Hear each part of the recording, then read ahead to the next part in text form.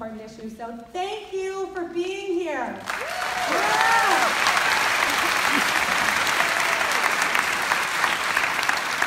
And this is Austin Berger. He helped me plan all this. He's with Students Demand Action, and he would also like to welcome you.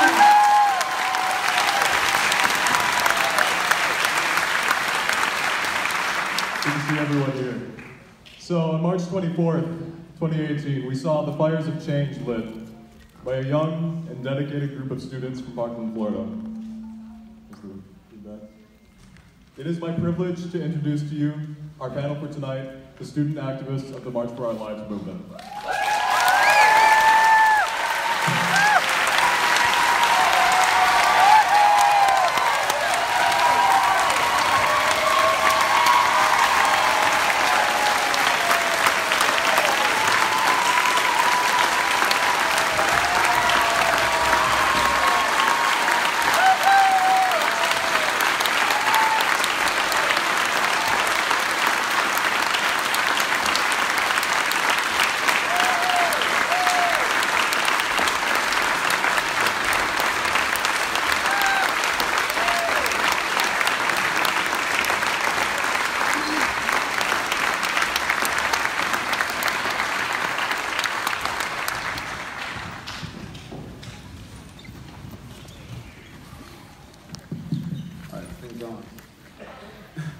Hello everyone, I just want to thank everyone first and foremost for being here. My name is Jamal Lemmy. I'm here on behalf of March for Our Lives. So I want you guys to give yourself a round of applause for just taking your time out of today just to have this discussion.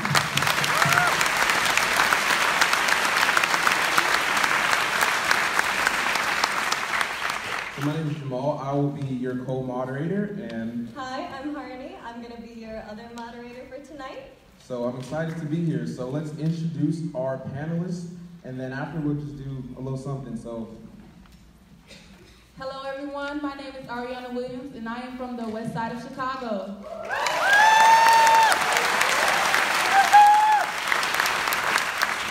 Hi y'all, I'm Kyra Simon. I'm from Marjorie Stoneman Douglas.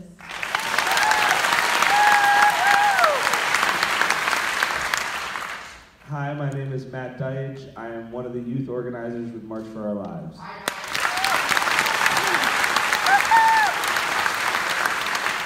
Hi everybody, my name is Bria Smith and I'm from Milwaukee, Wisconsin.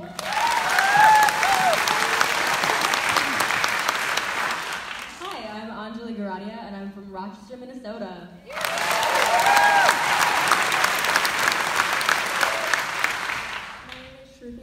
I'm from Maple Grove, Minnesota.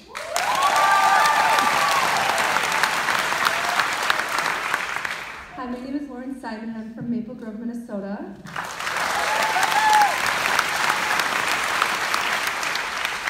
Hi, I'm Jorge Esparza Hernandez and I'm from Mendota Heights.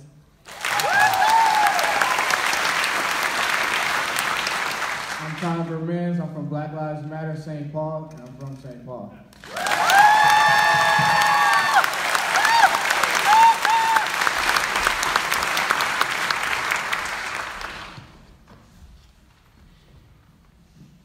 All right, so before I go into how our programs run, I'd like to take a moment of silence for our brother, Dermond Blevins, who lost his life to gun violence and police brutality.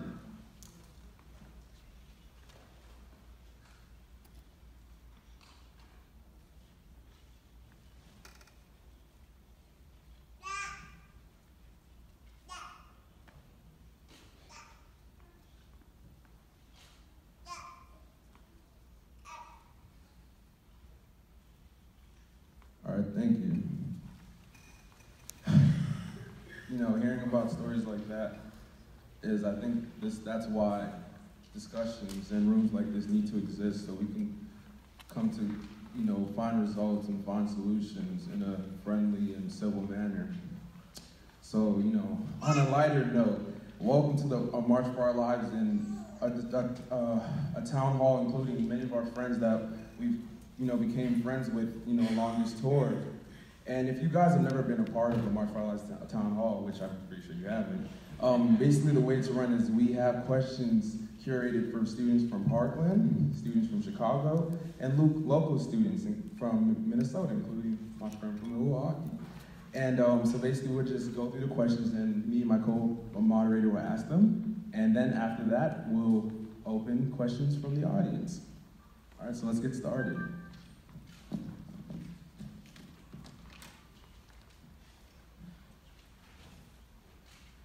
You good, Matt? What? Okay, so for yeah, I feel great, man. For my students from Parkland, what are your goals for the summer on the Road to Change tour? All right, our goal for this summer is really to get the youth and those who feel underrepresented in the polls engaged and willing to exercise their right to vote. I was researching yesterday, and it says that the majority of the American population are millennials 22 to 37 years old, and in 2014, they made up 46 million of registered voters, and only 20% showed out. So it's really getting those people who feel that their voices don't matter. They look at the country and they're like, what can I do to change any of this? And they aren't encouraged to go out and vote and put their voice in, get educated, look at who represents them, get political, and sort of realize that your country reflects you, and put into their country what they want out of it. When we first established March for Our Lives, the energy in DC was something that myself and many others had never experienced before. A sense of unity and togetherness where we were having important conversations that we knew would save lives.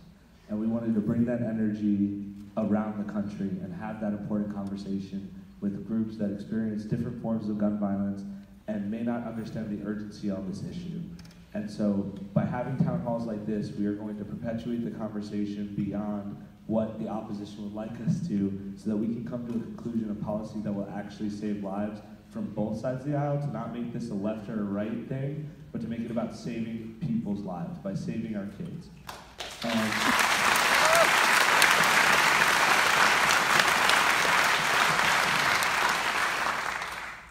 And so the goal of this tour is to register as many people as possible, to educate as many people as possible, and to get people motivated to vote, because if we can get the young people to show up in this election, young people show up at about 1 in 5 rate, like you said, and if we get that to 2 out of 5, young people control every election till the day we die.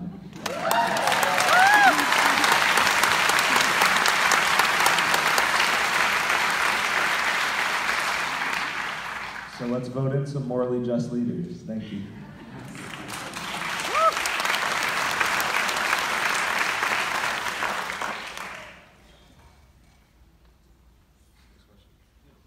All right, so for our students from Chicago, how is the funding and quality of the public school system in Chicago in correlation to gun violence? Just this year, 147 people under the age of 21 have died due to gun violence. These were people who should have been teachers, principals, doctors, nurses, even artists, anything that they wanted to be. But instead, they were too worried about walking through the neighborhoods and hearing gunshots, or possibly getting shot at. These are people who should have been worried about AP homework or classwork in general. They should have been worried about if they would make their next class in the morning because they were too busy staying up all night. So in reality, if schools were not cut with their funding, students would be more interested in classes such as art classes or wood shop classes or any type of creative-based class because that sparks interest in people going to college. Instead, people in Chicago who look like me, after we graduate high school, we look at each other like, what's next?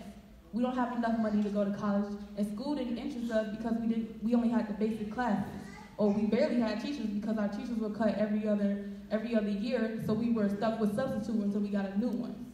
So why do we have to be the ones with the bottom, what's left with the bottom of the barrel? We should have equal education, and we should be able to have classes that everybody else has.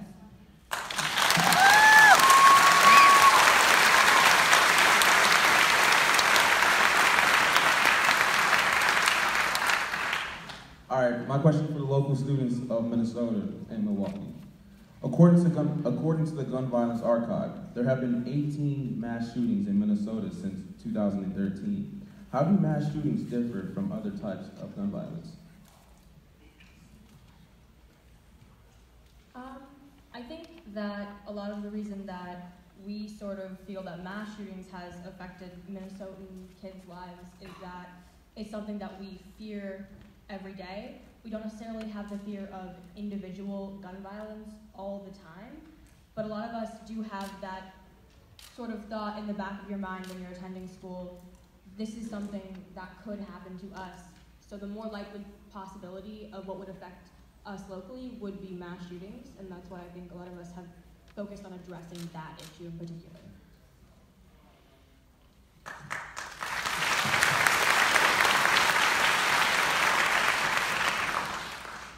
I go to school in Maple Grove, which is relatively an affluent area of Minnesota, and we've had like 1 or 2 gun threats happen since Parkland, which is crazy because you don't think that it would affect an area like Maple Grove, which I think it shows how the problem of gun violence can affect everyone, some more than others, but because it can happen so close to home, and because that form is often in mass shootings in schools, it's an issue that's close to our heart and it's one that we want to focus on.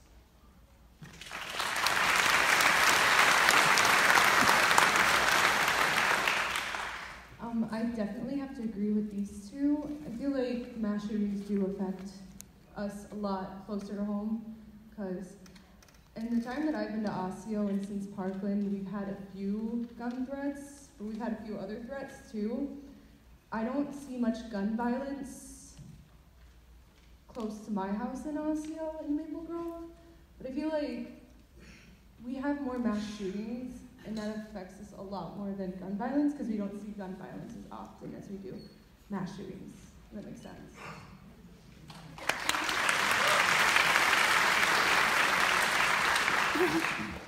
I think it's important that we make the distinction between mass shootings and gun violence. I also think it's important that we recognize the underlying issue, and that is guns. We have these mass murders.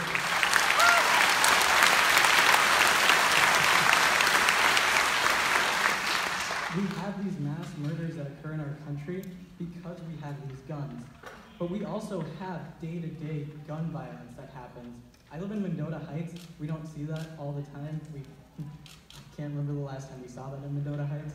But I live really close to St. Paul and half an hour away from Minneapolis, where that is an everyday thing. And I think it's important that we do make that distinction, but we also realize that this isn't about making that distinction. This isn't about politicizing these things. It's about realizing that there is a tool out there that is used for these mass murders and for these day-to-day occurrences that we need to get rid of.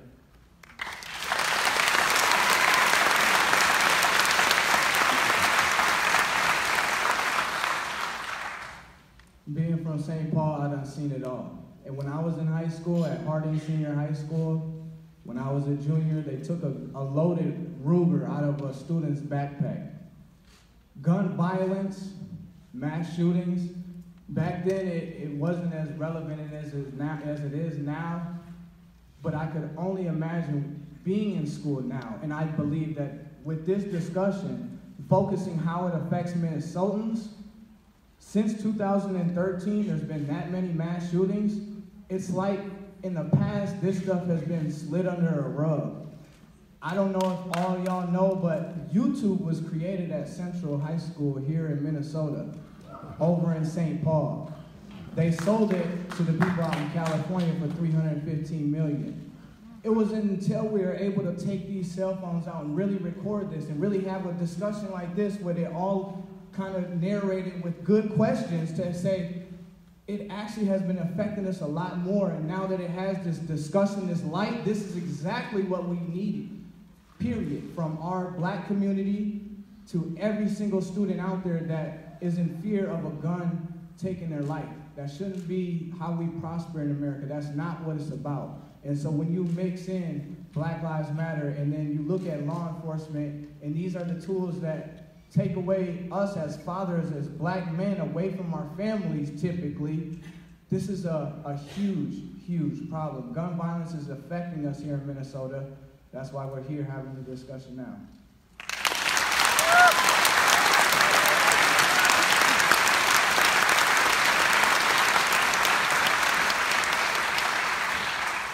Awesome, I agree 100% with you. So, can you raise your hand if you or someone you know has been affected by gun violence? Okay. So, I do live in Milwaukee, the northern side of Milwaukee, the high-risk side of Milwaukee, the part of Milwaukee where you don't want to raise a black family, you don't want to raise a black male. Because in this neighborhood, the relationship with our police department is so strained. We're walking on eggshells around them because the abuse of this gun reform is it's just terrible. So going off of what you're saying before, I see gun violence every day. And when I was younger, I'd be playing with my friends, and the next day, one of my friends are gone. And so I'm like, hey, do you know where he went? He was shot. Well, we don't know who he's shot by because it's so conditioned within my neighborhood, my community, that gun violence is normal, that gun violence is our reality. And as I sit here at this chair, gun violence cannot be my reality. It can't be anyone's reality.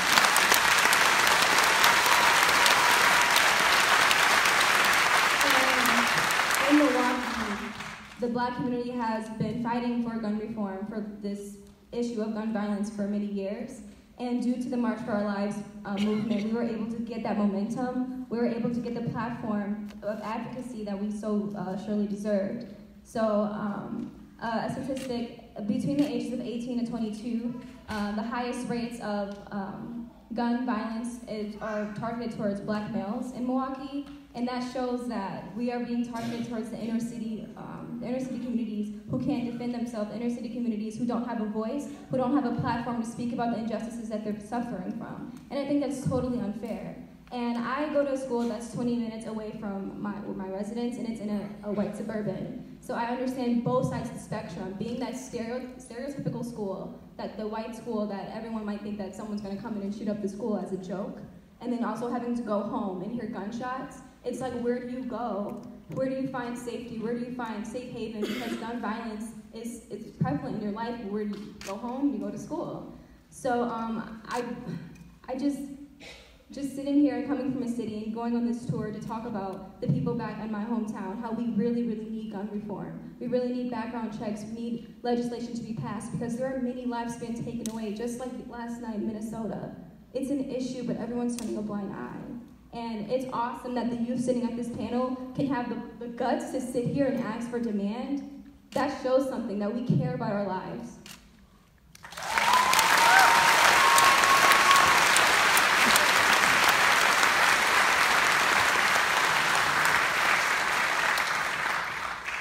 All right, so for our students from Parkland, what are some misconceptions about this movement that you would like to clarify? We're not trying to take anyone's guns.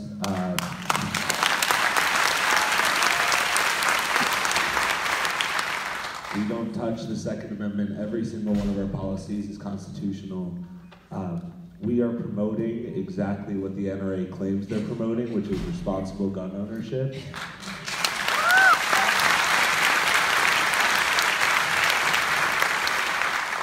If you own a gun, you should not want an infant or toddler to be able to reach it and shoot someone. That happens once a week in this country for the last 3 years. Once a week, a toddler or baby will grab a gun and shoot themselves or someone else fatally because we don't have safe storage laws in this country. Another misconception is that we're some kind of front for some kind of political movement. We were founded on my friend's living room floor in tragedy, and we came together to create change so no one should have to feel that way ever again.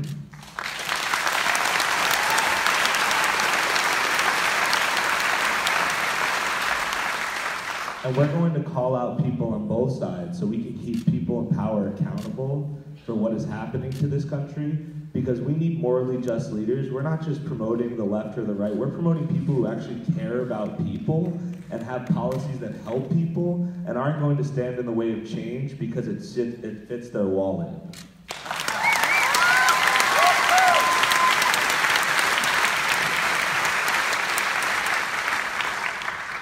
We also realize that mass shootings aren't the only sort of gun violence. We have people from Chicago, Milwaukee, local people to show that drive-bys, shootings that happen every single day are just as worthy of media attention, just as worthy of being on everyone's minds.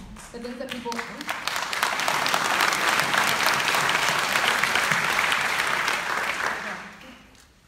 Because it takes usually 49 people, it takes a massacre to really get on people's minds. It's crazy that we've become so desensitized to everyday gun violence. And the fact that people every day are in pain, they're suffering, and people just aren't giving them the attention they deserve. We're trying to uplift all the voices of the people in those communities who feel that their voices don't matter because they don't see themselves in the media. They don't see the news giving a tribute to their friend that was shot on the block the next day. And they also feel that the media usually only focuses on certain communities. Inner city kids are looking for a voice. And with this movement, we're looking to uplift everyone, every voice around the country, and let them know that their voice matters.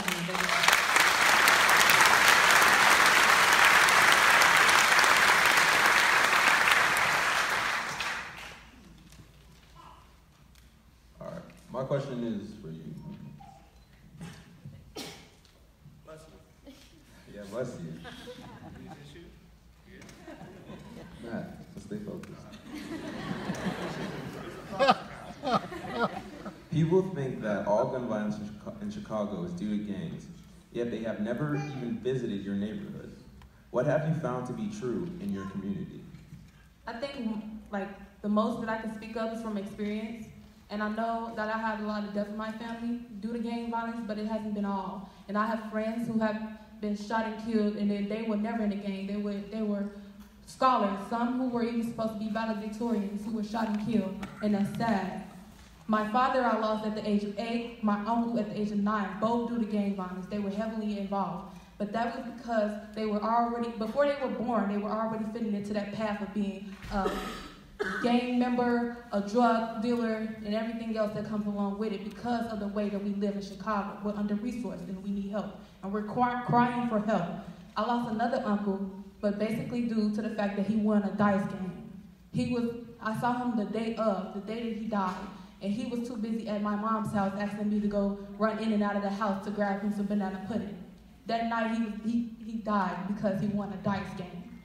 People are being too easily accessed to having guns.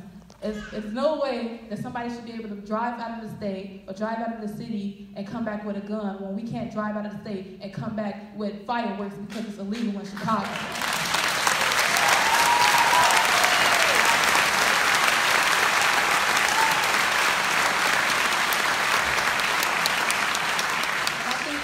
That's one of the reasons why we're all here on the stage, because we all can relate and we all share our pain, and that's the way that we band together, is because we don't want anybody else in this audience or whoever's watching to feel the same pain that we do.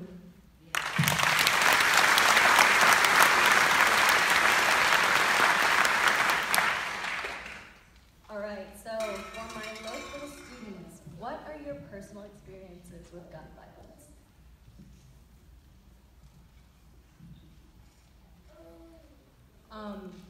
Luckily, I don't have a lot of personal experience with gun violence, but there have been a few instances where we do experience it in local communities, and as Minnesota as a whole is a pretty safe state, we tend to forget about. I know, for example, when I was in 5th grade, so I was 10 years old, a gunman was walking around the neighborhood of my elementary school, and they weren't really clear on what was going on, and we were scared. So we hid behind a drywall plaster wall, since our room was pretty much all windows, and we stayed there for a couple of hours just kind of hanging out, wondering what was going on, knowing that someone was out there trying to hurt us. And I remember thinking to myself that day at 10 years old, I'm going to die in this classroom. And I know that it's something that a lot of us don't experience, and hopefully most of us will never experience, but we have to remember that it does happen infrequently, but enough in Minnesota that it affects our local communities as well.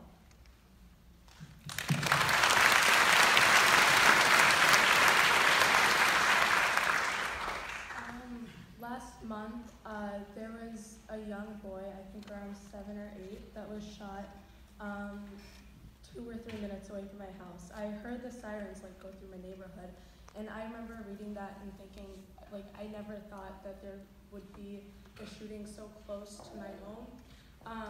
And again, like I've never directly been affected by gun violence, but I remember hearing that news and just thinking like it was just crazy to me how much closer gun violence has come to me, and I think that just shows how much more we need change, because it's beginning to affect not just one or two people, but whole communities, and that's why we need to get out and vote and make change.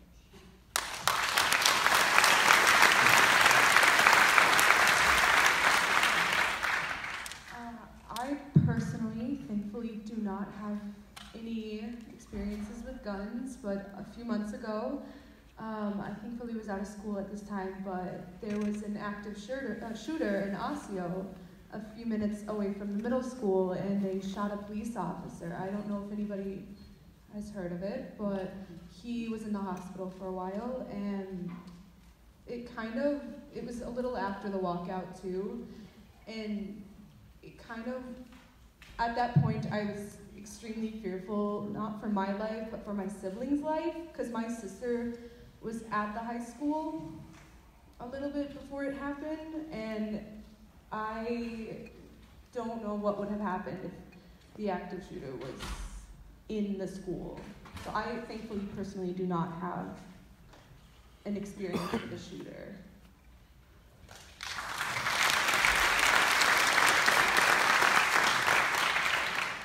I think we can all talk about the stories that we hear on the news that surround us. I mean, around Mendota Heights and Inver Grove Heights in a movie theater parking lot, a kid around my age was shot. We hear about these things in St. Paul daily, but I think everyone in this room needs to realize the people up here, yes, we have been lucky enough to not have personally been affected by this, but it's unfortunate that we are the ones up here talking to you guys about this, and not the people who have gone through this that deserve to have that voice. Someone earlier, I think it was from Parkland, stated that one of the goals of this whole movement is to make sure that more people have a voice.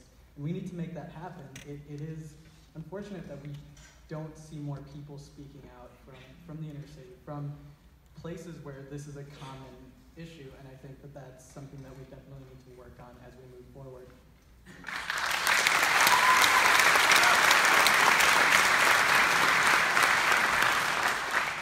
I would like to definitely second kind of what he says, because I've been working closely with a woman who has a PhD in psychology and also trauma therapy, things of that nature. And one of the things she stated is that when you're witnessing these things on social media, YouTube, these other platforms, it's actually resonating in the back of your memory, whereas these things can spark something in your mind to make it feel like you were there.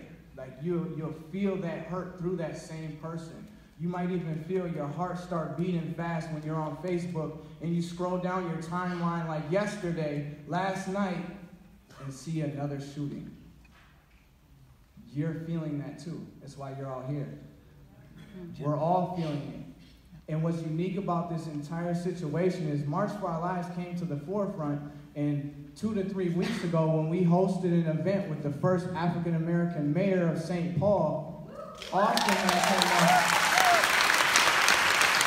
and the work that's coming out of this, I was able to have an opportunity to introduce Austin to one of the people in my city, St. Paul, who was downtown St. Paul, had just got shot in his leg. So as we're doing the event with the mayor, we were able to introduce the mayor to this young man who was a father of 2.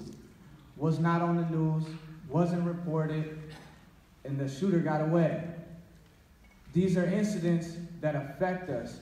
And this is an opportunity also, I would like to chime in more of what happened last night. To understand that we're seeking the truth.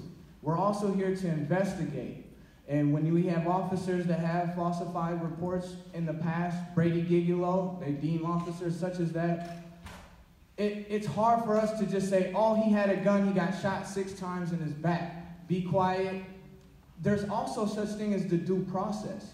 And if he's running away and he does have a gun, there also is a statute in place and a law in place that would say, okay, if you have a firearm, that's 10 years in jail or a year in jail.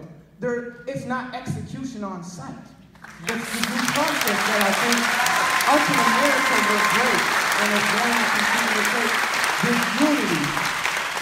This unity is very important and unique for us all to be here, and I think let's take advantage of this time to shine light and give these young ones the power they need to prosper. They weren't all able to make it to the protest last night or even today. That's okay. We understand that. And this is where we unite and we can relay messages of what happened at the 4th Precinct if you want to find out more. But we see your guys' energy to keep it up and let's move forward as a community. I think we are on the great and better things of bringing that change and showing and highlighting what's going on in Chicago and really talking about it and having the conversation. Let's keep bringing it back to this.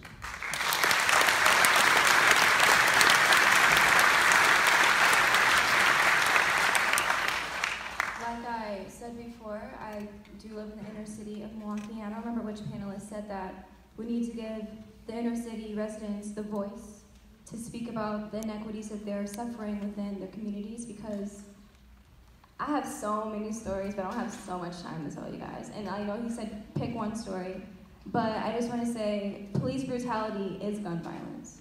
It is. And people forget that. They think that because you're given this authority, this label, this entitlement, that you can abuse your power and get away with it.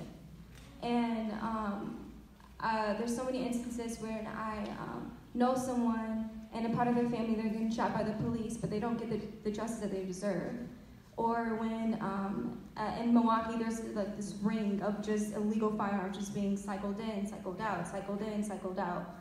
And they're all illegal, there's no licenses, they have no claims to anyone. So when you are planted with this gun, not only do you get a fine for having that gun, but a fine for even being black with the gun. So I guess one story that I would want to share is not a story within my city, but a story within mental health. That I had a friend who, he had an illegal gun, and he used it to shoot himself because he was being sentenced to a crime that he didn't commit.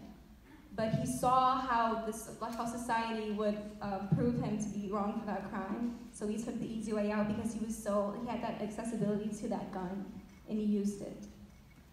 And he was only 18. So I guess right now I want to say, I know there's lots of adults in here, but to the youth, your voice is the most powerful thing that you can ever use right now. It's so powerful.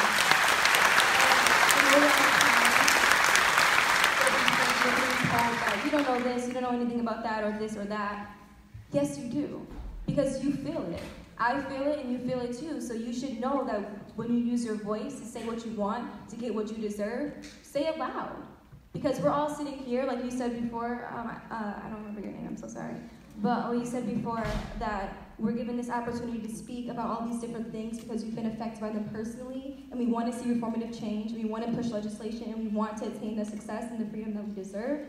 That's bravery, that's courage, because we're youth. We should be thinking about other things other than gun reform or gun violence. I shouldn't have to walk outside of my house and be like, oh, I should not take this street because lots of police officers patrolling it, or another brother got killed down that street. That's crazy. And I just want to, I guess, everyone here has a plate, and it's time for us to eat.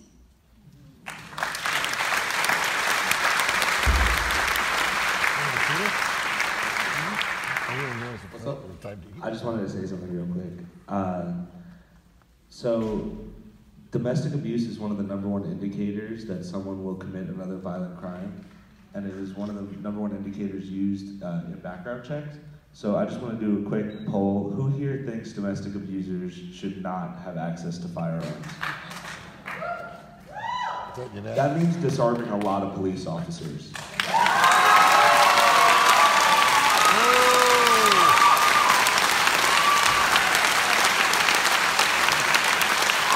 Good setup. That was a good setup. You got that Wow. You should have just dropped the mic while he was at it. I'm sorry I didn't acknowledge this at the beginning, but this young person at the front has a sign that says the young people will win, and I just want to let everyone know that the young people will win. Turn it around, turn it around.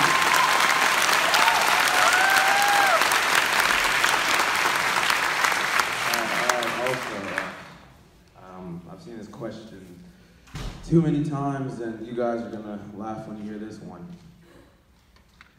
For the Parkland students, how do you respond to the argument that the only way to stop a bad guy with a gun is with a good guy with a gun?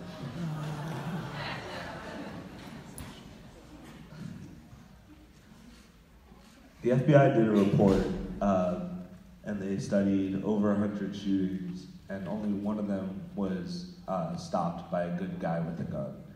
Less than 0.75% of them were stopped with a good guy with a gun. There are a lot of protests and marches around the country, and one of my favorite signs that I saw at one of these marches was this kid had a sign, probably like a 16-year-old, and the sign said, "When you say it takes a good guy with a gun to stop a bad guy with a gun, it sounds like you're just trying to sell me 2 guns." Drop the mic. He's got all the punchlines. So, when you hear that, it takes a good guy with a gun to stop a bad guy with a gun, you have to know who said that. It was Wayne LaPierre, who got paid $5 million from the NRA. The NRA gets huge kickbacks from gun manufacturers. Some of them get a 10% commission from certain gun manufacturers. So their job is not to represent the Second Amendment or to stand on the flag or to represent its members. Their job is to sell guns because that's what benefits them personally. So that narrative has been debunked tons of times, that the only way to truly stop someone violent from committing an act of gun violence is to have them be disarmed in the first place, to have them not have access to weapons if they are proven violent individuals. So that's why we need something like universal background checks for all firearm sales, because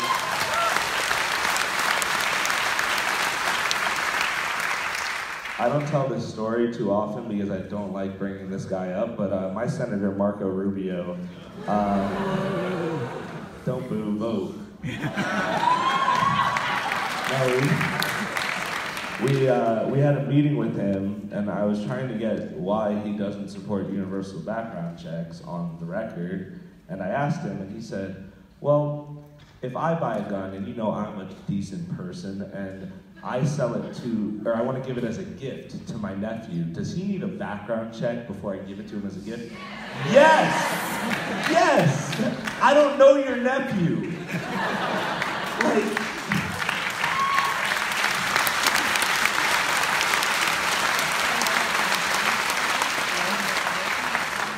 that's almost exactly what happened with the Waffle House mass shooting, where the father gave his son his weapons back after he was already told that he shouldn't have those guns in the first place.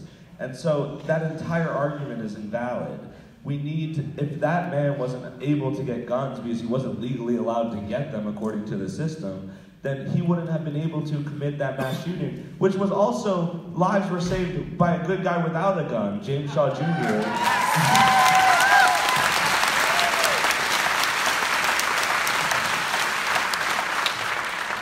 So in conclusion, good guy with the gun stopping bad guy with the gun is a stupid argument. Okay, thank you. To build off what Matt said, we don't live in a storybook where there's good guys, bad guys, villains, and heroes. There's no definitive good guy, bad guy, and you could draw back to what happened at my school, where our armed officer on campus, the good guy with a gun, sat and hid behind a wall, played hide and seek during the shooting. He wasn't there to protect the students, he wasn't there to save us, and he was the good guy with the gun. So that argument's completely illogical, it doesn't always work out, and there's good guys without guns like James Shaw Jr. that are able to go save people, save the day. We can't see the solution as arming more people and adding more arms into it. Even with adding arms on campus, that wouldn't work out, arming teachers and whatnot. No. The NYPD released a study that showed that they only hit their target 1 in 5 times in a firefight. I have teachers that would definitely not make it in the NYPD. And so when you're handed a solution that is an NRA sales pitch, don't take it as a solution, take it as bullshit. I mean, that's what it is.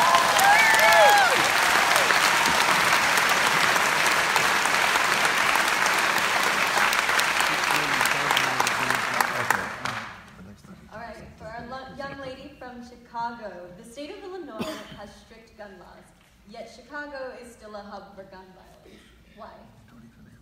So how many people in this room will be celebrating the 4th of July by either watching fireworks or popping them themselves? See, it's a difference. My family would not. Like I said earlier, fireworks are illegal in Illinois. So if someone like myself was to go into Indiana and buy fireworks, I would get a year because it's a federal offense in prison. I would go to prison, right?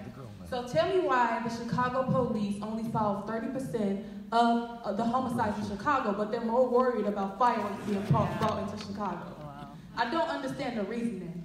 You're more worried about people celebrating a holiday than people getting shot every day. It doesn't make sense.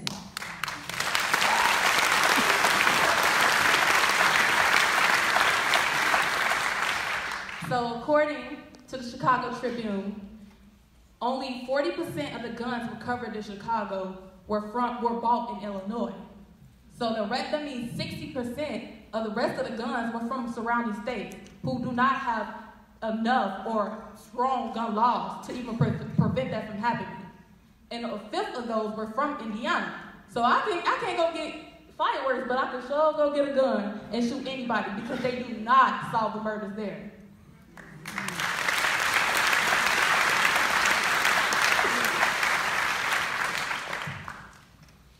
Local students, what have been the biggest obstacles to create change in your community?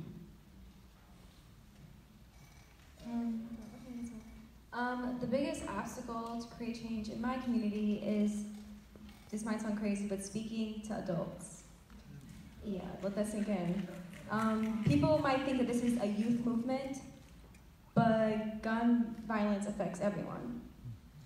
So in my community, everyone's so conditioned to like the violence, the crime, and all the negative things that might overcome us from reforming our community.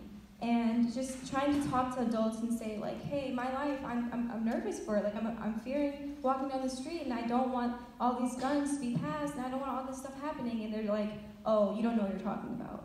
You don't know what you're saying.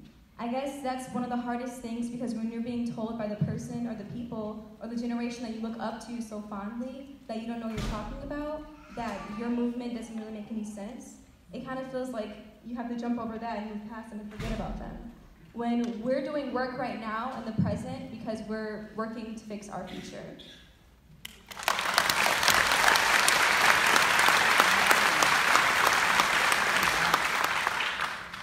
I just want to add on to that really great idea, in that I know personally from my experience in Rochester, being also a wealthier sort of area in most respects, a lot of times people just refuse to see that it's an issue at all. They refuse to accept the fact that gun violence might be an issue in Rochester, Minnesota, because it's not something that gets talked about enough. So when we, again, try to speak to adults about issues that we think affect us, the representation in representatives, first of all, they don't look like us. And second of all, they don't want to acknowledge the fact that these issues might affect us in a way that will force them to do anything to change what they're already doing. If you talk to someone, if you talk to representatives, like when we go to talk to our superintendent, he first of all will refuse to accept that this might be an issue. He'll just say, oh, you're safe, don't worry about it. And then if you push, he'll just say, we don't have the money. And that shouldn't be the obstacle that we as youth have to overcome for the fact that we're afraid for our lives.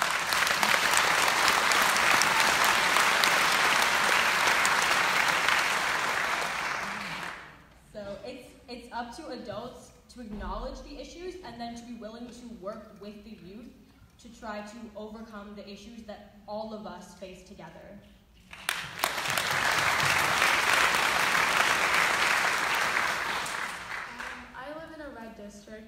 Eric Paulson is my representative, and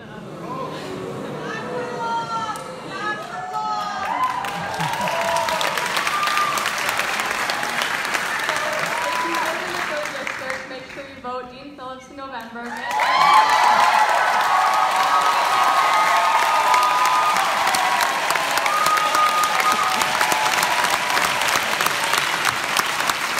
Did you say Angie's here? Let's see if he does the same thing. So for those of you who might not know, Eric Paulson has taken $20,000 from the NRA. Where I live is a very gun-friendly area. When I started organizing the walkout at my school, the first response was, oh, we're going to do an anti-walkout for guns. And our walkout wasn't for taking away guns, and I think people at my school and youth that lean more right don't understand that, and people aren't willing to listen to the fact that we're not trying to take away our guns, we're trying to make our communities safer. And I think that's one of the biggest obstacles living in a red area is that they're not always willing to listen, and we need to find a way to make a middle ground so that people do listen to what we're trying to say, and we can listen to what their concerns are, and we can come to a solution that makes everyone happy and everyone safer.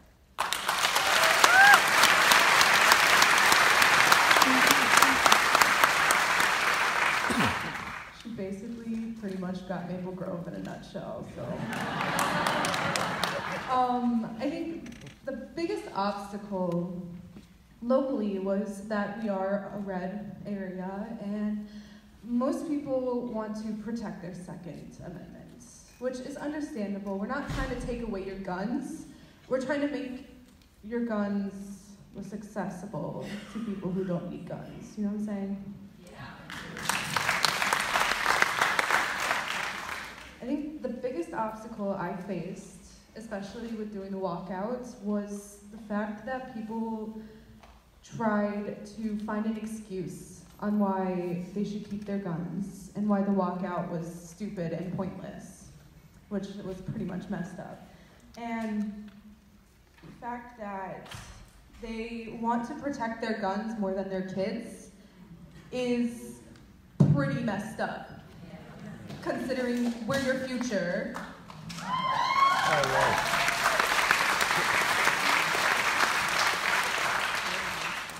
And I mean, I don't really have anything with guns.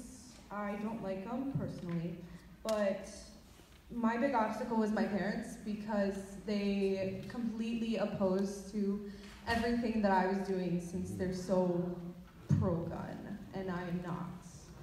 And I feel like one obstacle we need to overcome is the stigma that most mass shootings are caused by mental illness.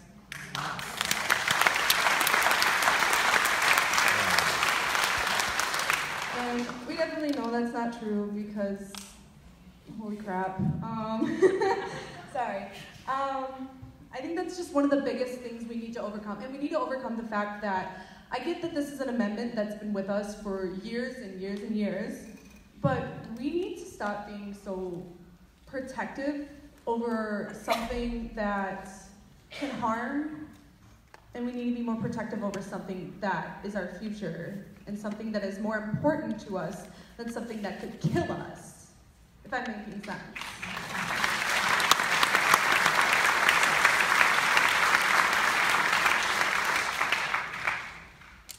Jason Lewis.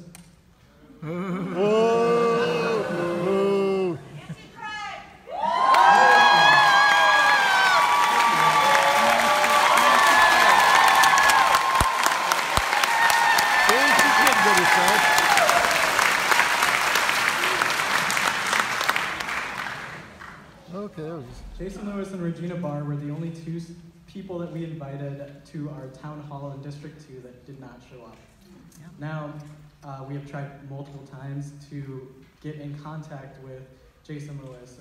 We had a lot of people try to get into his town halls that he hosted, but they were behind closed doors. And if you watch footage of those town halls, there are empty seats in there.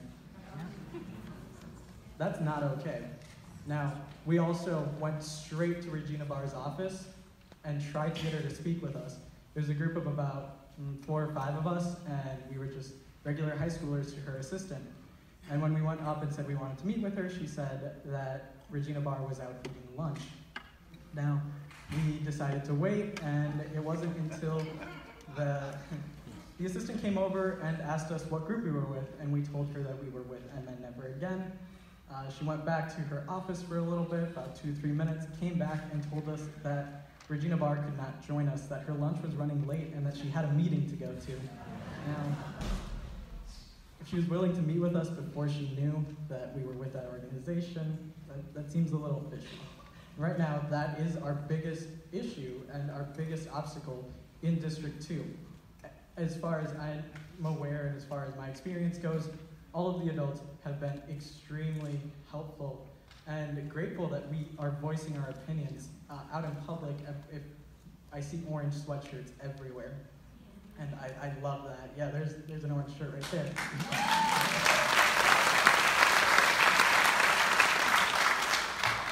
But if we can't even talk to our representatives, who are supposed to be representing all of us, not just a specific group that they can cherry pick whenever they want through applications online for their town halls, then that's not okay, and we can't get change done if that's the way that the local government is going to run.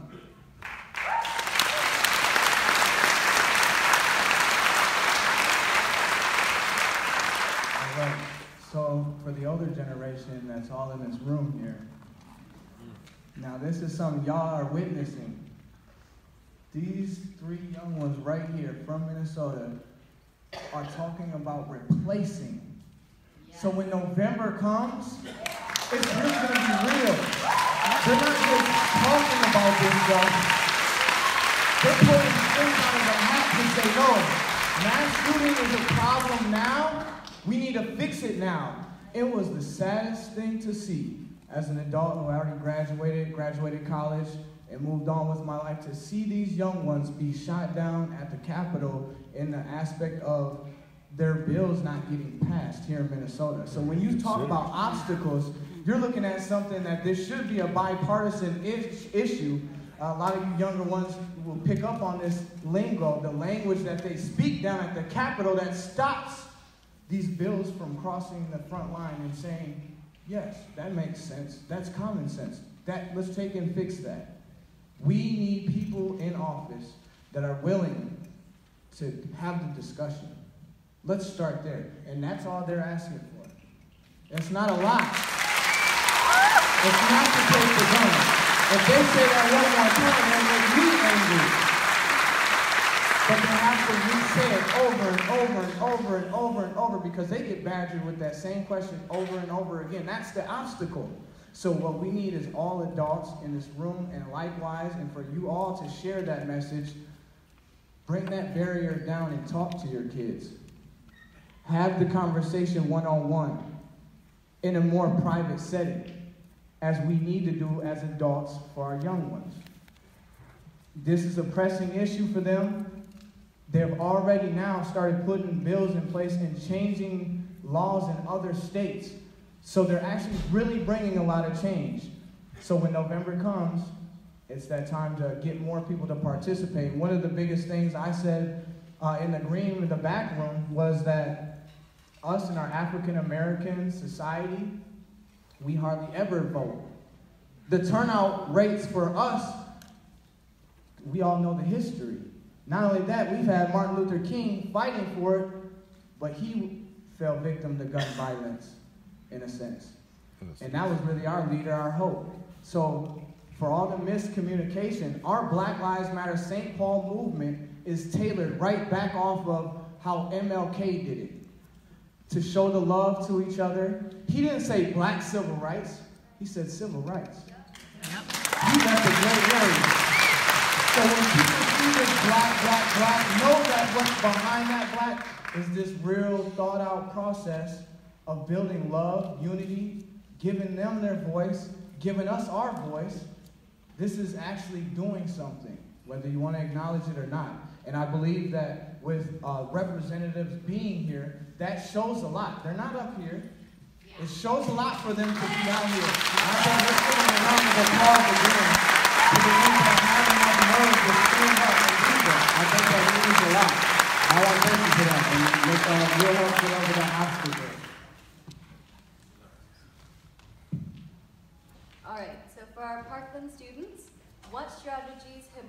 to be effective when talking to someone who may not agree with you on this issue?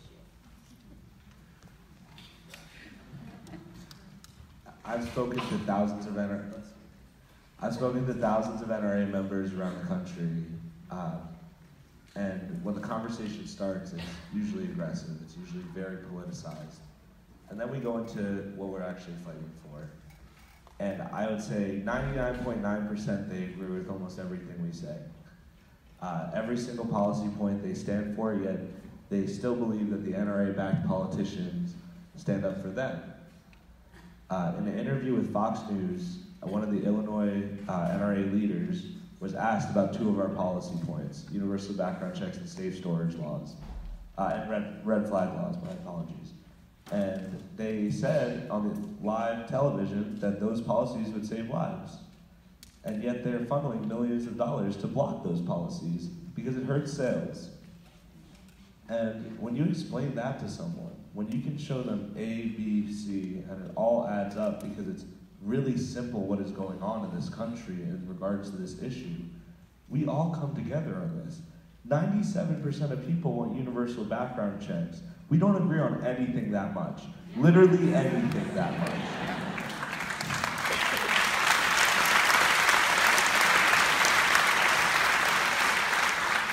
The number one reason given to why we don't need universal background checks is that they already exist.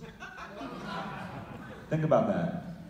That's why what we preach is, it boils down to register, educate, vote. So, can we all say that with me? I'm gonna say it like 1, 2, 3, and we go register, educate, vote. Ready? 1, 2, 3. Register, educate, vote. Okay, so what that means is you register to vote, then you actually educate yourself on this issue and these policies, and then you actually vote for leaders that represent you regardless of party, because we say this all the time, this is a nonpartisan issue that needs bipartisan solutions and support.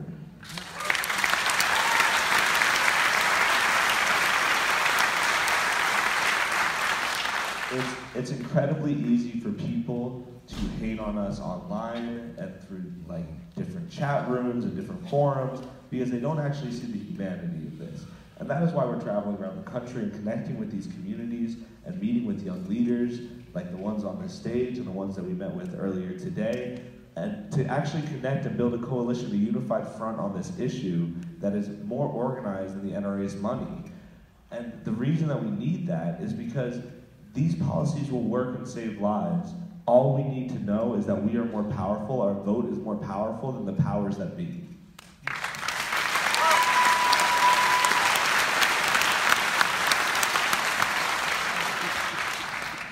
For me, it's about being human.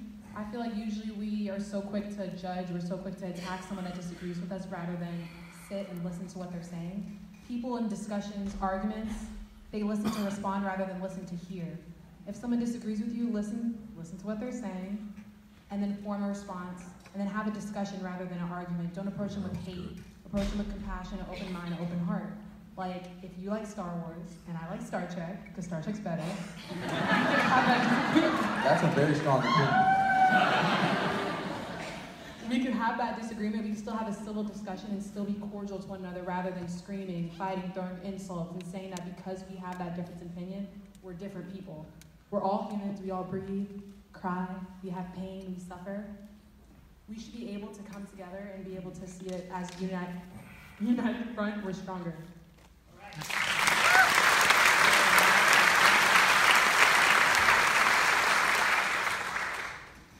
Raise your hand if you have that family member that you are afraid to talk about politics at Thanksgiving with. Keep your hand up if you learned something tonight. Use what you learned and talk to them. I say this everywhere we go, that if the conversation stays in this room and you fail to continue this conversation with what you learned today, then you have failed us and we have failed you. The only way we win is by continuing this conversation. So that is up to you guys now.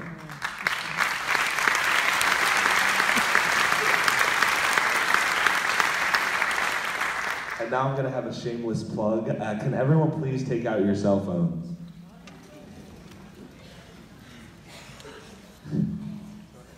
and text the word change to 97779. 3 sevens. I'm going to say that again. Change, spelled exactly like loose change. And then it's 97779. And if you do that, you'll stay connected with Road to Change and the different things that we're pushing out, new policy pieces, because what we're doing is educating ourselves around this country and talking about policies that we know will work because we've seen them work in different states and different areas. And that's why if army teachers worked, you'd hear me talking about it. But it doesn't, and so I'm going to talk to you about other policies. And those are the policies that we're going to talk to you about if you stay on in the loop with Road to Change and with March for Our Lives. Thank you so much. Thank you, Matt.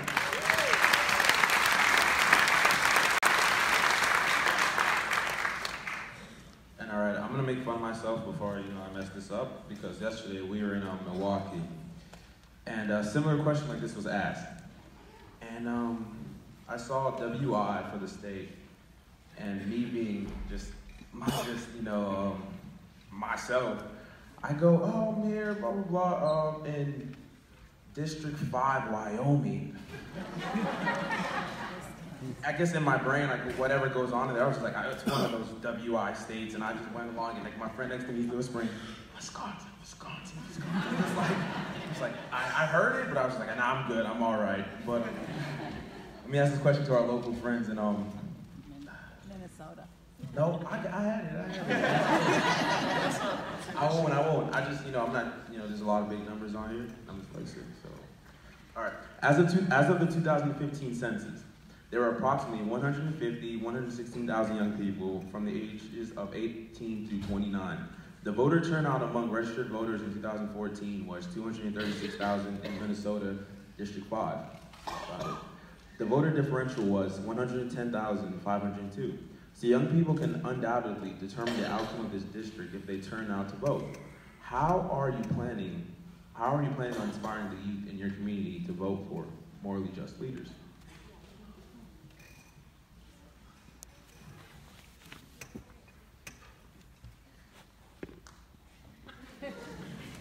Come on, don't be shy. I'm not in District 5, but...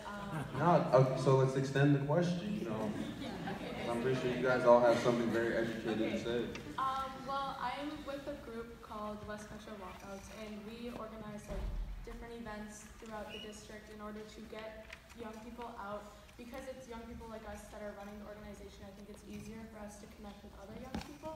I think that's one of the reasons why Parkland has been such an effective change, is because you guys have inspired a group of young people to get out because we can relate to you. And so on July 8th, I think, we're having an ice cream social at Lake Calhoun at Ben & Jerry's at 4 o'clock to run voter registration for that community. And so I just think it's about making sure that people like us are running voter registration and organizing events that we can get people like us that relate to us to come out and help us make change.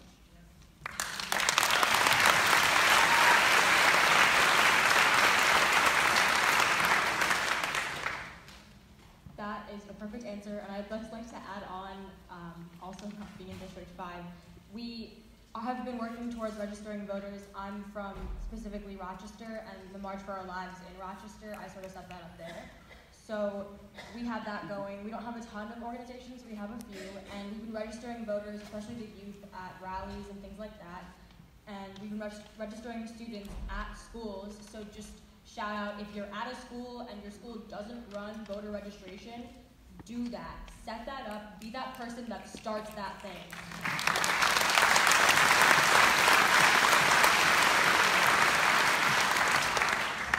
And then the next part of that battle is getting the youth that we low-key forced to register to vote to show up and vote.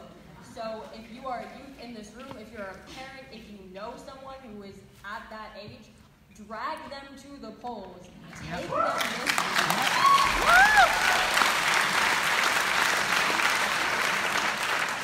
I mean, if you haven't seen your friends in a while and you want to hang out, and then that group can go and vote. You have the opportunity as youth and as people who know youth to make that difference and close that gap so that we are able to change and put in place what we want to do.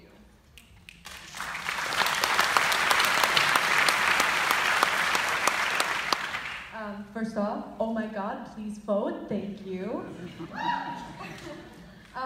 See, I'm not really part of a group, but I've got social media, and thank God, because definitely what I try to do to inspire others to vote is I spread through social media like Instagram, Snapchat, Twitter, and I help educate them on why they should vote and why it's good to vote, because a majority of young people don't vote.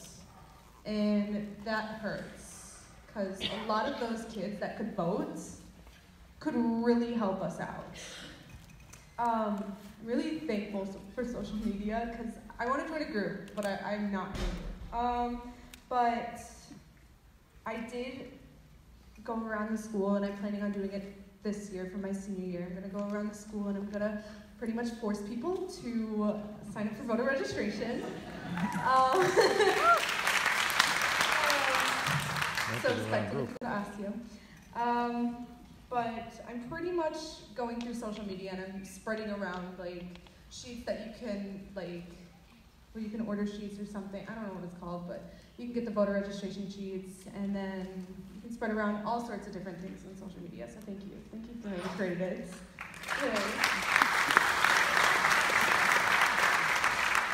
All right, I'm gonna test you guys real quick. REV, what does it stand for? Register, educate, vote. That's exactly what we need to be doing. And I think everyone here is starting with that R. We need to register people to vote, whether it's with a group, which Eminova, again, is working to get some events out to make sure that we can get people registered to vote, but even individually. Devin, I don't know if she's in this room, but there she is. She was kind enough to hand me a few voter registration forms for my grad party yesterday.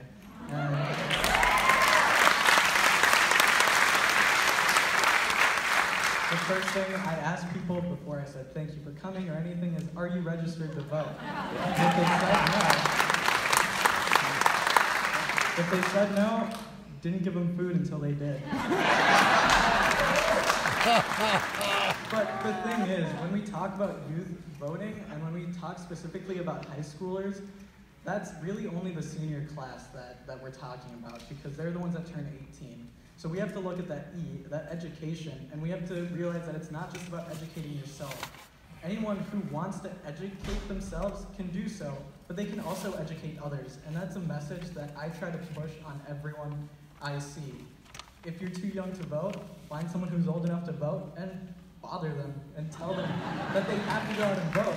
And tell them what you believe in. Tell them that you feel scared in your school. Tell them that this person who's running against this other person would make you feel safer. And slowly but surely, we'll make sure that we get change.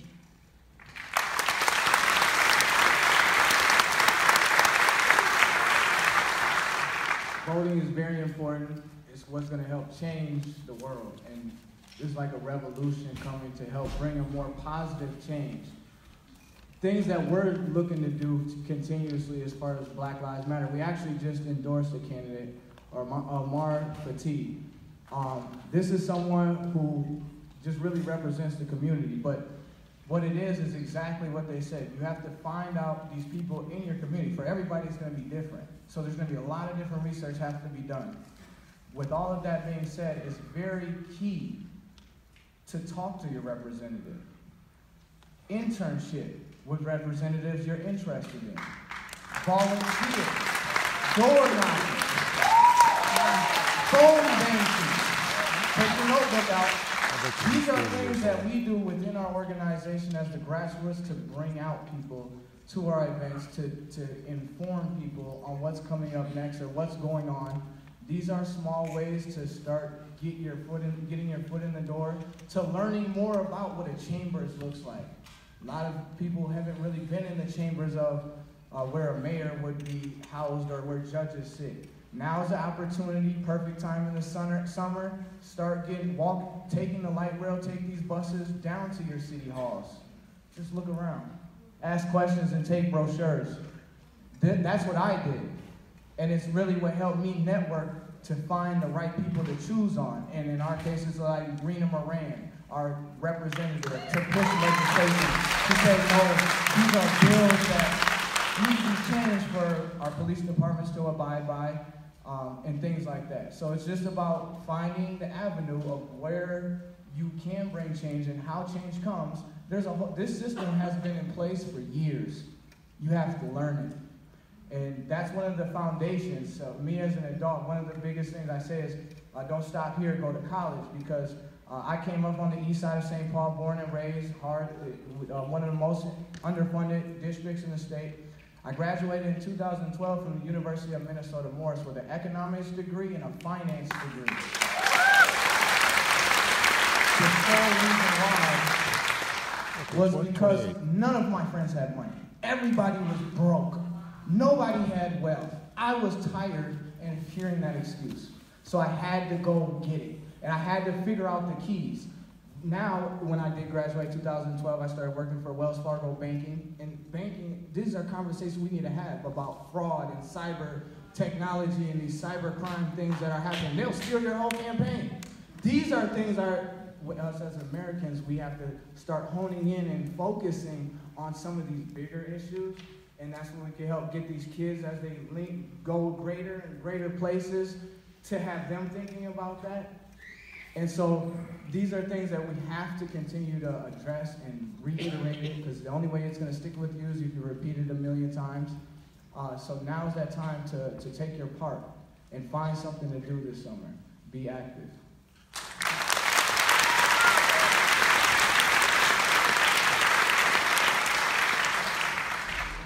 So I'm not a Minnesota local. Can I still answer? Awesome. So in Milwaukee, I'm a part of an organization called Leaders Igniting Transformation, or LIT for short, because we lit. And we give brown and black students a platform to speak about social inequities and reform policies, because like we said before, in my community, black people don't vote. But they're the people you see protesting every day, day in, day out, over the police shootings, but they won't vote. So if you're so passionate about a situation that you're in, and you hate the people that are representing you, and you hate the people that are making these laws for you that confine you into an oppressive state, you need to go vote and kick them out. Yep. Kick them out of it. They don't need to do this. If they're not representing you as an individual, if they're not portraying the rights that you want, kick them out, vote them out. So I guess we like to send pledge cards to different youth and kind of, draw them into our organization to tell them that and instill in them that you need to vote, because your vote is your voice, and if you use your voice louder and louder and louder, you will kick all those unjust people out of the office. So.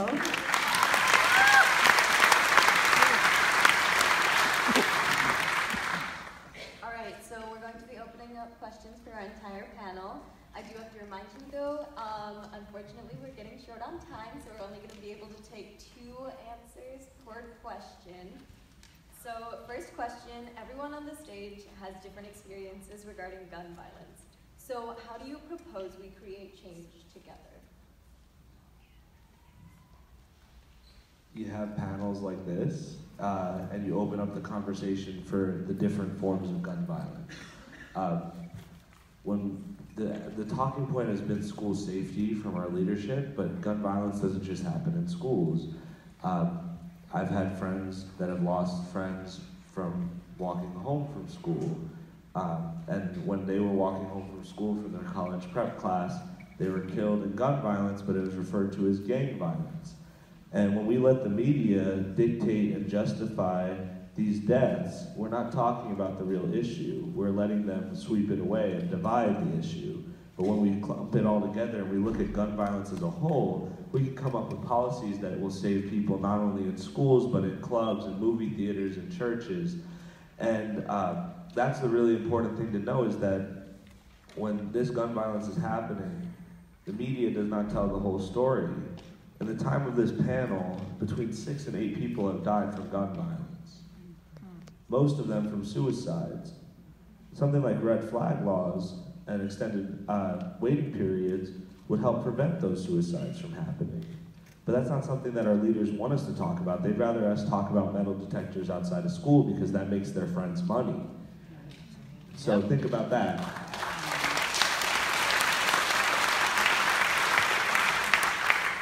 Another thing is to check our privilege. I know that most people cared about Parkland because it was a white, affluent community. And when my friend Emma was asked, what about Chicago? Her answer wasn't, what about Chicago? It was, I'm gonna become friends with Chicago.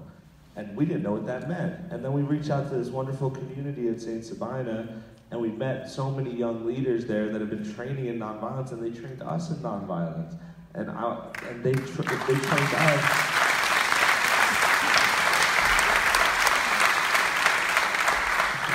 We learned so much in that one lunch with y'all that it was more than we could have ever learned inside a classroom. And that opened our eyes to see so many different communities suffer from unique forms of gun violence, but there will be policies that will protect all of them. And so by going around the country and talking to people from Milwaukee and Minnesota and Chicago and Iowa and Kansas City, we're able to see the different forms of gun violence that affects them and come up with a platform that will save lives not only in schools but everywhere. And so I think that's how we combat all these different forms of gun violence, is just approach it with this intersectional mentality that if something protects me, it may not protect my friends.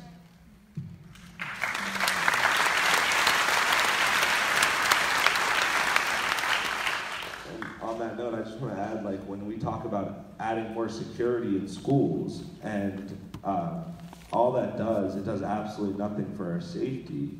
Santa Fe High School had 2 armed guards, 10 people still died. But when you add security in schools and more people with power and badges, more students of color get pulled out of class and have their education instructed.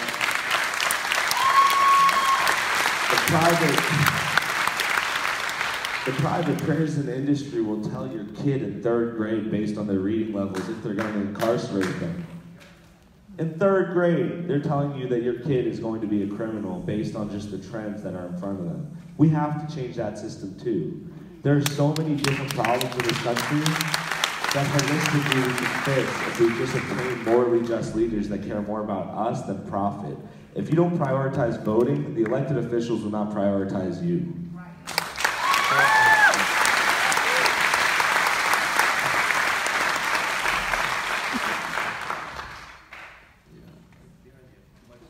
Yeah, there's 2 mics. So I think while sitting up here has been super powerful, and just watching all of you speak, hearing all of you speak and the things you have to say, I think the most powerful thing that I've seen today was while we were waiting in the back room after we had all introduced ourselves, we all took out our phones and we just found a way to contact each other. And I think that that's how we are going to make sure that change happens, because there is power in numbers. And we have this tool in our pockets, all of us do, that connects us to each other. And we need to be able to use that in the most effective way possible.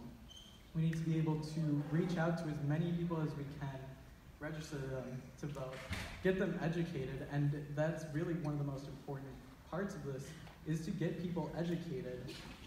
Now, you said that you don't have a group that you wanted to join, but yet you're here with us as a group. And I think that's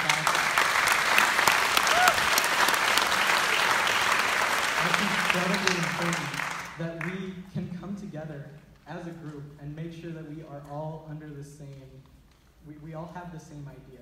But at the same time, the more people that we get under this sort of umbrella that we have here, the more ideas we can try to understand. And out of that, there can be some great ideas that will create change. But we just need to be able to reach out to people and listen. Thank you.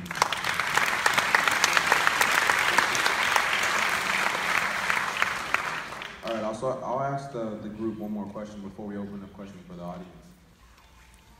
A few of Minnesota's state representatives have received A ratings from the National Rifle Association, including Paul Gazelka. There we go. Tom, is it back? Bach. I'm supposed to know this. Tom Bach and Joyce Pepin. All right, cool, I got that right at least. How does the NRA get in the way of passing common sense gun legislation? Okay, like I brought up, my representative is Eric Paulson. So just real quick, raise your hand if you're in the 3rd district. Okay, our representative has taken $20,000 from the NRA. Like my life. 30, supposed to be 30. 20, did I say 20? A lot. Okay. Too much. Yeah, too much. No, my life is worth 5 cents to Minnesota legislators when it should be priceless. It's getting in the way, NRA money is getting in the way of Eric Paulson and other legislators making common sense gun laws that should protect us. They're acting in their own self-interest and exploiting the interests of the American people, of Minnesota people, the people they're supposed to represent in order to better themselves. And I think that's a huge issue, and that's why we need to get to the polls, because that's the only way that we can make change, is if we use our voice and vote people like Paulson out of office. That's great on Facebook. So I can go to it based on the code.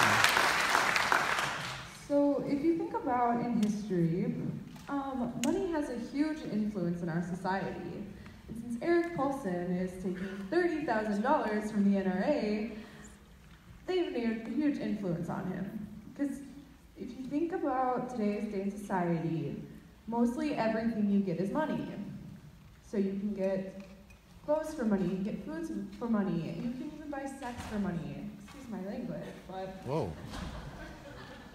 It's just, money is so influential that it kind of curves people's mindsets. So when it comes to gun control and money, which one do you think they're gonna pick? Obviously they're gonna pick money. Because with more money, that means you can get more guns. More guns, that's more money. It's just the day in society that we live in. But if we didn't live in a society that was so dependent on money, I feel like we can have better gun control and gun laws. And maybe for once, the kids in the school will feel safe instead of fear for their life every day.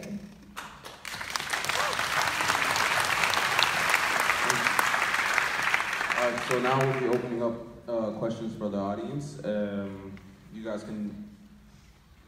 Do we have 2 microphones? Yeah. All right, cool. So we'll start on this end, and then we'll rotate back and forth. Please be respectful and ask only one question. And from the panel, we'd like for 2 people to answer so we can get through as many as possible. Yeah, someone, if he talks too much, just know. Yeah, got going.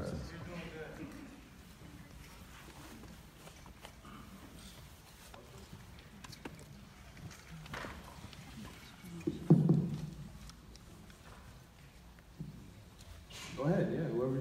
Yeah. First of all, I want to thank you guys for an excellent presentation. I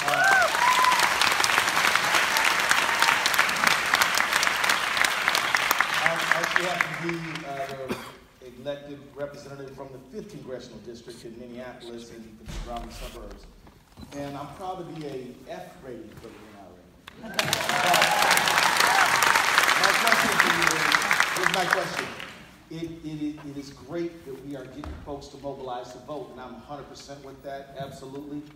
But what about asking candidates to either give the NRA money back or asking candidates to pledge not to take any at all? Where do you guys stand on that, and what are the prospects?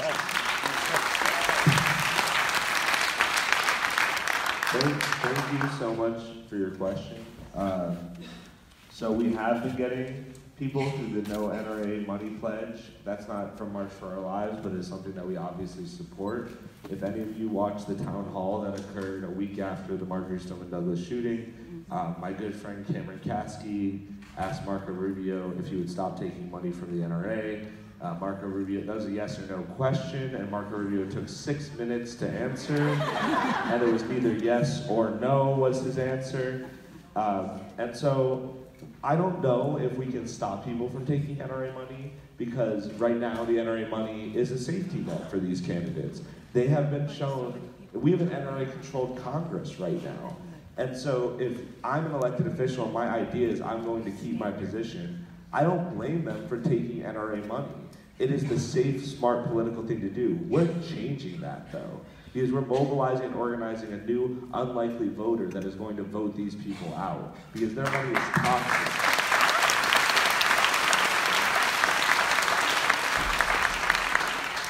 And with the NRA just constantly spending millions upon millions of dollars in these elections and losing some of these legislative battles that we've been having with them as young people. March for Our Lives, by the way, if you didn't know this, is a group of 14 to 20-year-olds. I am the oldest one in the group at 20 years old, and we've helped pass 52 laws across this nation.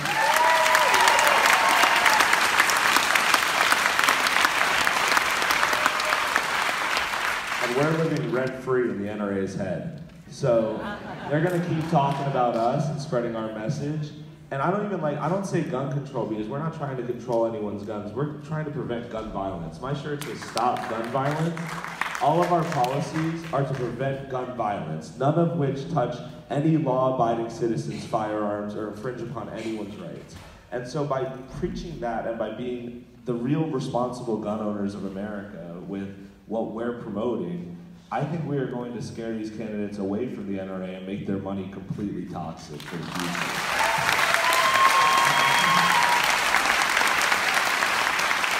I just wanted to add one more thing. I know you said you had an F from the NRA, but recently the NRA removed all the grades from their website because they were being used against their candidates.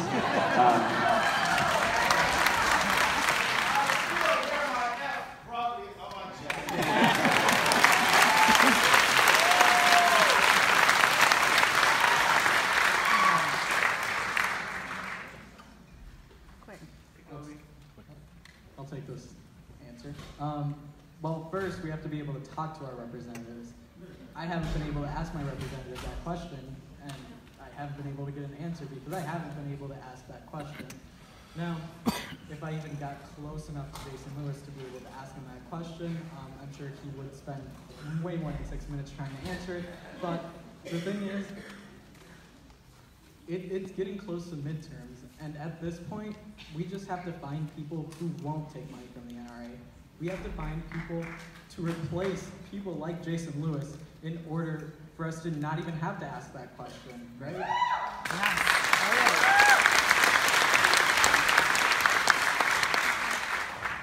So yeah, I think that's the answer. We don't, at this point, we're tired of asking that question, and we just need to make sure that we get people in office who will take that next step where that question isn't even a possibility.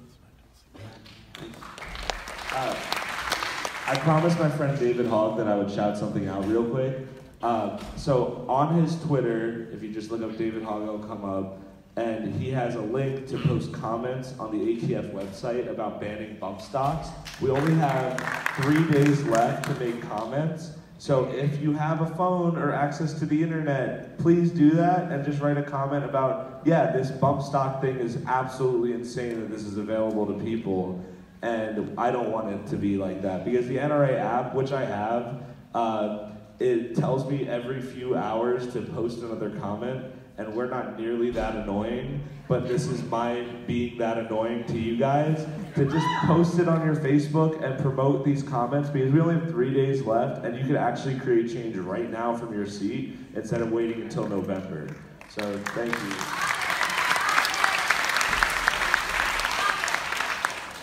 Hi, I'm State Representative Erin May Quaid. Thank you for being here.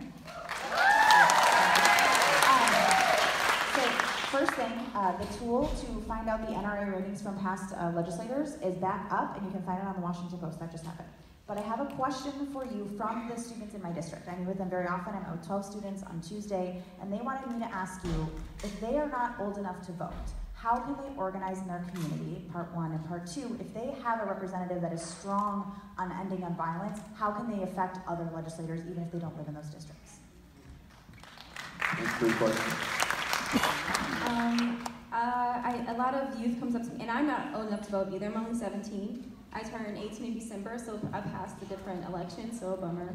But you can be a pivotal movement, a pivotal a voice with the voting movement, if you just go talk with panels like this, discussions like this, conversations, if they leave this room and make effective change, and you sit down with your friends, you make a plan for what you're going to do, your agenda, what you're going to push, and who you want to vote for, just like you said before, register, educate, and vote. You need to educate yourself on who you want to represent you, because you are planning for your future and the present, and that's the greatest thing that you can do ever as a youth. If you have a set mind of who you want to be or what your rights and who you want to represent you, then it's pivotal right now that you talk to each other, you write down and research all the things that you want right now, because age is nothing but a number. If you feel a certain way about something, then you have the voice to speak up about it. No one can tell you to shut up, no one can silence or repress you. So if you are younger and you can't vote right now, your voice still matters, because you can push those other people, like you said, drag your family to the voting polls and tell them to vote and vote these unjust people out of office.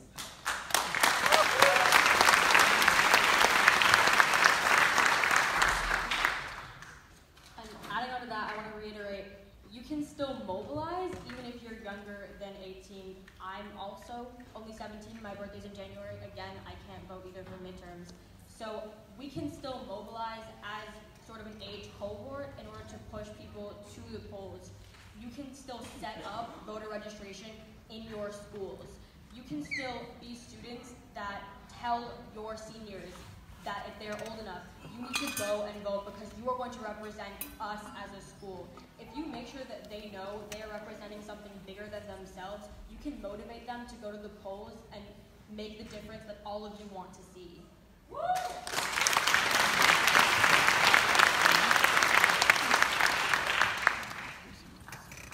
Hi, my name is Kristen Bonner. I will tell you in full disclosure that I am a candidate for the Minnesota House of Representatives here in Maple Grove and Osseo.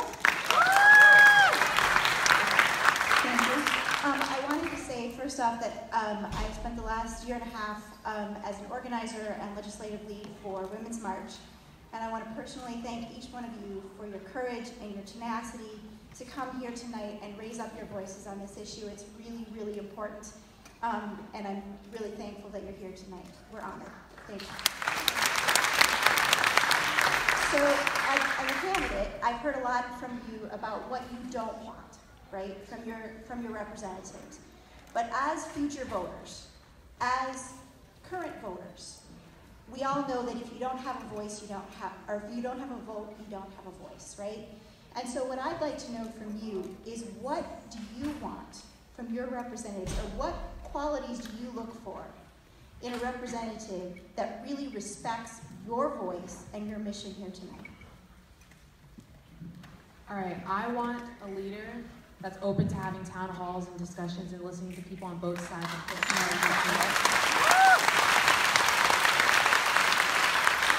A lot of leaders play into the party patronage sort of things where they only feed their party. They say, well, liberals, blah, blah, blah, blah, conservatives, blah, blah, blah, rather than feeding both people. We're Americans, not Republican, Democrat. We're all one people, and if you're the governor, if you're a leader, you represent everyone, not just your party.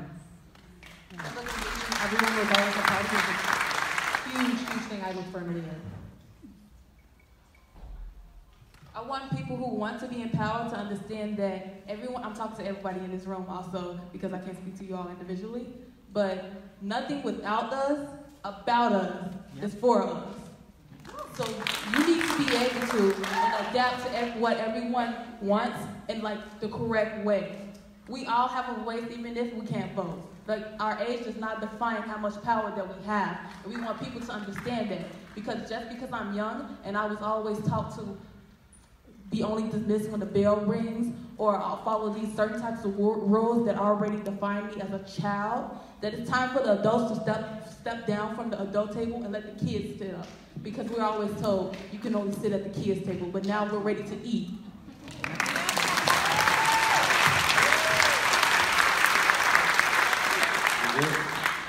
All right, so again, like, you know, we are pressed for time, so I can only take 2 more questions. But do not let that discourage you. We will all be here after the town hall is finished, and we can answer every single one of your questions. Because, you know, we just don't want to get, you know, the lights turned off on us, you know what I'm saying? But so after this, I can just take 2 more questions, and everyone else can come up to us and ask your question. Thank you. Hi, I'm Suhan Musa, and I guess one of my biggest things is, as the organizer at my high school, something I saw really quickly after the walkout on March 14th was a turn to complacency among my peers, whether they were old enough or not to vote, and I personally am not going to be able to vote.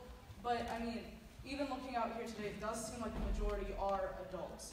So how do we force kids to mobilize? And even in my community, I remember door knocking and seeing complacency from these kids' parents too. So how do we change that attitude starting in our schools? Let's be honest, kids love incentives, like candy, chips, parties, whatever. And in Milwaukee, we're trying to formulate a voting/party/ if you do this, if you do that, your future will be set. And one thing that you have to come to conclusion with, you can't force people to make decisions about their lives, but you can educate them about why this is beneficial for them. And a lot of schools in Milwaukee don't have government classes. They don't really talk about legislation or who's representing us. I went like a whole 10 years without knowing who our governor was. That's shameful. But just pushing that agenda, we can't push teams to do it, but we can also form incentives and have voting registration at our schools and just trying to make it seem like it's important. That makes sense? Because not a lot of kids do think it's important, because not a lot of kids are educated about its importance.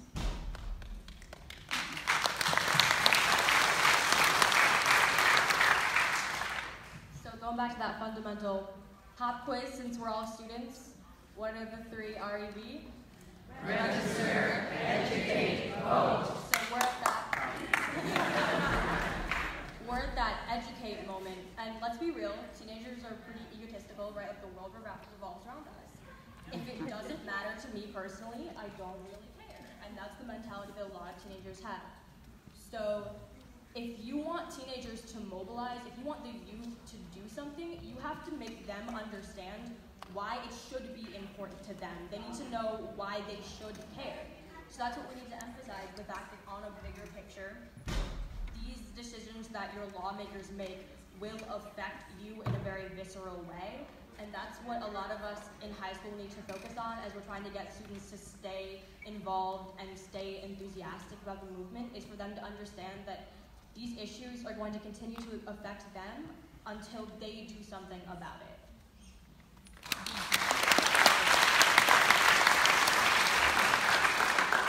This is kind of a long question, but I promise I'll land the plane. In the 1950s and 60s, when we had a lot of car fatalities, we studied cars. And despite GMC and Ford being some of the largest and most powerful companies in the world, we forced them to regulate to make them safer. And I feel that's because cars are seen as tools, versus guns are not seen as tools. They're seen as an identity. And unfortunately, a lot of times when you boil down the arguments, it comes down to masculinity or control, which are 2 very powerful emotions that people feel. So you talked about very specific arguments that people make that are salient to them. How do you overcome these very visceral feelings that people feel either about masculinity or control?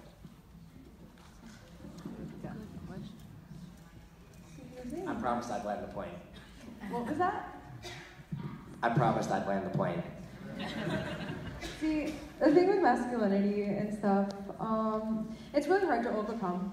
It's hard to overcome a lot of things. And I feel like if we just continue working on it, and if we studied guns like we studied cars back then, and if we saw them more as a piece of plastic instead of an identity, I feel like we would, have better, I don't know what it's called, but we probably have less shootings. I don't know where I was going with this, but I really feel like overcoming it is going to be difficult, but if we continue to try to overcome all of this and see guns as something else that we, different from what we see it now, we definitely could make some serious change, y'all.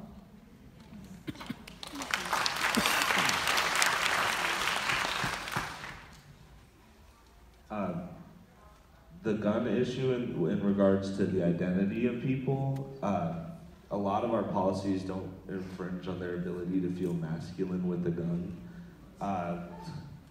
which I mean is just part of the sales pitch, like sex sells, and there's a reason why most of the billboards I see with gun shows and everything have women in bikinis that have nothing to do with guns. But the whole thing, we have to have a culture shift. One of the most educational moments that I've experienced in this was when I was talking to Congressman Mahoney, who is openly gay, and he talked about the process in which we normalized gay culture in this country.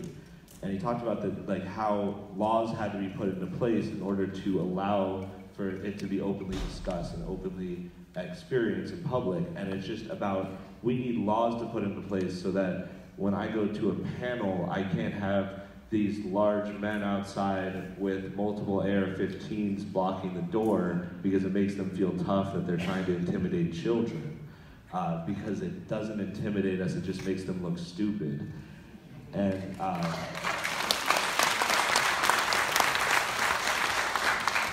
so in regard to that, I think a lot of it just has to be that we have to hold this industry responsible. We don't allow cigarettes to be marketed to children anymore, but there are guns that are marketed to children. If you went and saw what the NRA convention was marketed as, 13 and under could come in for free. If you saw the little kid, their viral video of the little kid loading up the gun and pulling the trigger a few times at the NRA convention, that shit's terrifying. Because they treat it like it was a game and a toy, and this machine can kill people instantly.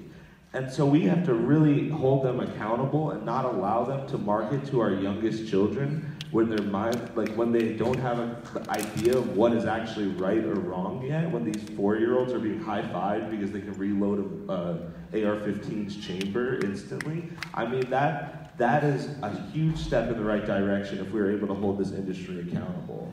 Because we can't allow them to keep marketing inappropriately. And we have to call these guns what they are. I mean, if you're going to use a gun for protection or for hunting, that's what it is. It's not a sex symbol. It's not a sign of masculinity or power. We have to not allow this false marketing. We don't let pills say that they're magic diet pills. They get sued. But if this gun is with a bunch of girls in bikinis, we allow that to go away or get away with it. And it's ridiculous. And so I think it's a whole culture shift that we have to keep this industry just regulated enough that they're not marketing to kids.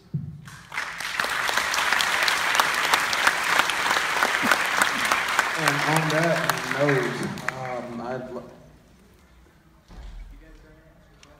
okay, yes, I'm sorry. So anyone, I literally mean every town hall we've had so far, the panelists stay up, we sit and we even when I'm on the panel, I will answer probably 10 to 15 questions in a night. So they're here. So whoever you have a question for, you can just come up and ask them. So we're not trying to silence anyone. Everyone can ask their question and hopefully get an answer.